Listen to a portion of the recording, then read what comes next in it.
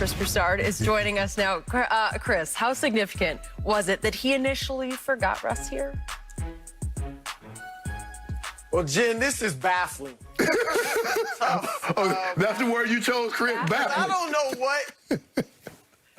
don't know what in the world was going through Kevin Durant's head. He said he forgot. Is that possible? I guess, sure.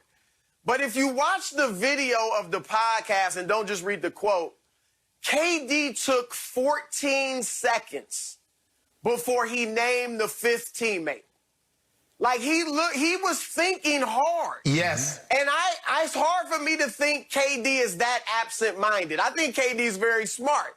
So it looked like he was really thinking, do I really want to say this? You know, do I really want to leave Russ off?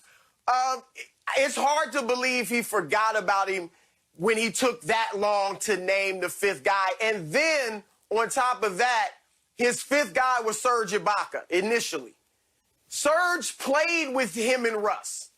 If he had said Draymond Green, it would have been a little easier. It still wouldn't have made sense, but it would have been a little easier to be like, okay, he forgot the OKC guys.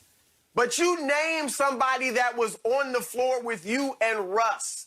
So look, the only other explanation is that maybe he thought it was the five best teammates, like guys he enjoyed playing with, you know, and then, you know, so Serge was there. And then when they kind of challenged him on it, maybe he thought, oh, this is about to go viral. I'm about to start a firestorm with Russ. Let me just get rid of this now, clean it up, and say Russ. Let me even put him ahead of Clay.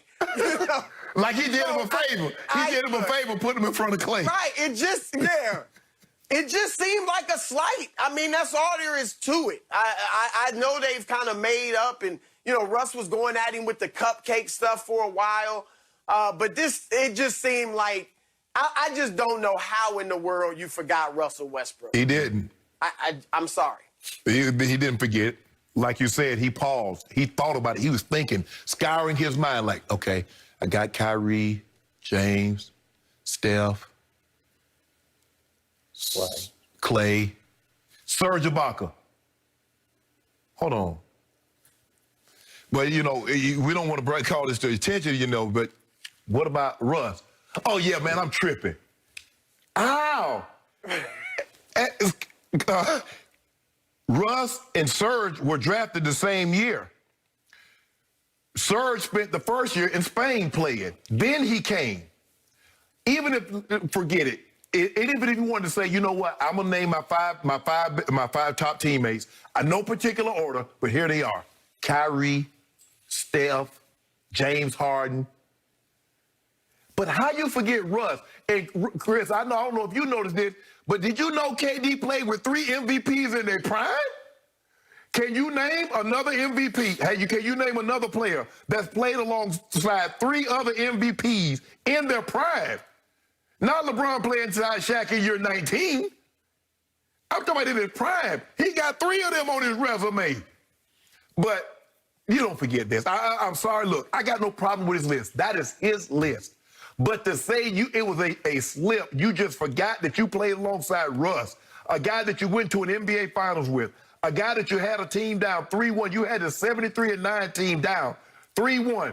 And when reporters ask you about Clay, about Steph Curry guarding Russ, you put your hand in front and say, I got this, bro. I got this. Big brother gonna take care of you on this one. You forget a guy that won an MVP, that one got about to average a triple-double again, and you forget that you played alongside him and he's one of your best teammates? Nah, that was no accident. I don't care what anybody says. I got no problem with his list, but he omitted Russ on purpose. I agree. He knew exactly what he was doing because, as I've told you, Shannon, and you, Chris, I've been trying to psychoanalyze Kevin Durant for, 15 years on television. And the harder I look at him, the more I realize that he's not happy unless he's unhappy. He needs to be, he needs conflict and controversy to be his rocket fuel, because the worse it seems to get around Kevin, the greater he plays. He rose above incredible pressure in those two finals when the world was waiting for, the NBA world was waiting for Kevin to fall on his face after he left Russell Westbrook and joined forces with a 73-9 team. And what did he do? He played his greatest basketball ever. He won back-to-back MVPs. He needs that to fuel himself. Right. I'm now to the point where I think Kevin and Kyrie, being quote-unquote partners in crime, they love to, and they both have extremely high IQs, they love to sit back on a weekly basis and start little media fires with things they say or do that just burn the internet down for about 24 hours, and he just struck again. He knew exactly what he was doing because the ultimate shot at Russell Westbrook is Serge Ibaka. You pick Serge Ibaka over Russ. It's so bad it's funny. You know, it's laughably bad.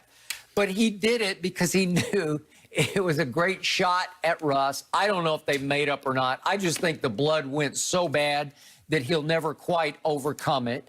And Chris, I've told this story before, but this all started for me back in 2012 when I'm still Kevin's biggest fan. He's still the best player on the planet. I thought it back in 2012. And yet I kept watching night after night that little Russell, the point guard, was taking more shots than Kevin. In the 2012 season, Russell averaged 18.7 shots a game to Kevin's 17.7. I didn't yet know that Kevin would turn into the most efficient scorer in the history of this league. But still, that just seemed out of bounds to me. So I would defend Kevin on ESPN. And one night, Kevin called over the reporter for the Oklahoman and said, "Hey, I want you to print this. Skip Bayless doesn't know you know what about basketball." And when I heard the comment, read the comment, I was dumbfounded because I'm like, Kevin, I'm your biggest fan. You're biting the hand that feeds you. No, he wanted to show Russ some support. And he also just wanted to start a fire because he loves to beef with anybody. Yeah, he supported him so much he forgot that he was one of his top teammates that he played with. So even if he accidentally forgot it, it just goes to show you he still doesn't view Russ in the category as a Kyrie, James Harden, Steph Curry, Klay Thompson. Really? See, I'm not saying Russ is Magic Johnson, but come on now, KD. Man,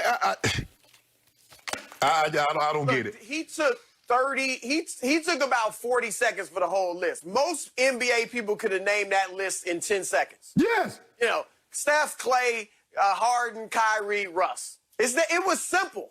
Now, he was trying to put it in order, I guess. Okay, it takes a little longer. But, Skip, here's what I say to you, your explanation, though. If he was indeed trying to start a firestorm, which he still has, why backtrack? Why say, oh, I'm tripping? Yeah, Russ, definitely Russ. Like, I don't know if he realized. I don't know why he would have backtracked. Because I definitely think, like you guys, he knew what he was doing when he said Surge. But I don't know if he lost heart when those dudes challenged him or what. Yeah, that's what, because he knew it. He knew how it was going to come across. Because Russ is just not Russ is not a scrub. Russ is an MVP.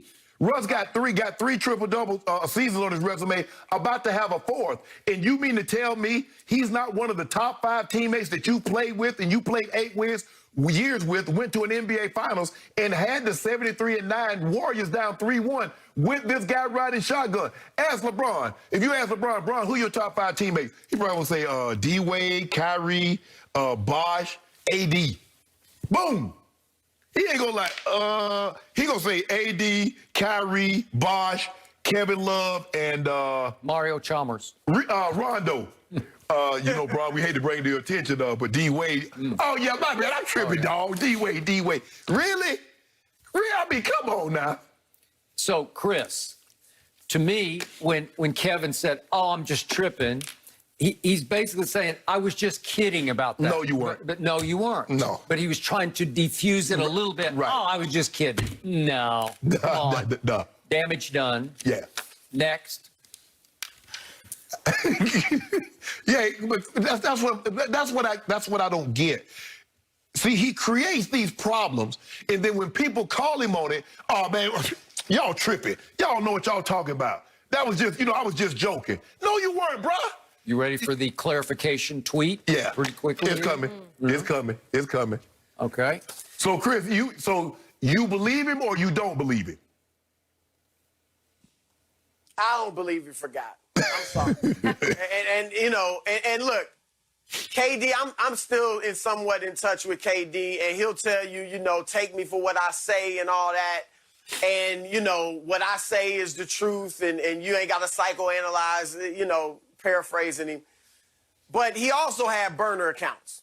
Yeah. So, I mean, people Yep. gonna second guess you when you had a burner account, and I admitted to having more, still doing it. And so, no, I just don't see how you could forget Russell Westbrook. They didn't play as long as this duo I'm about to name, but they were so associated with each other. It would almost be like John Stockton forgetting Karl Malone, Yeah. or vice versa. Or Kobe and Shaq. How long they played together? 8 years? Yeah. Yeah. Kobe and Shaq, that's a good one, because they both played together, I think, 8 years.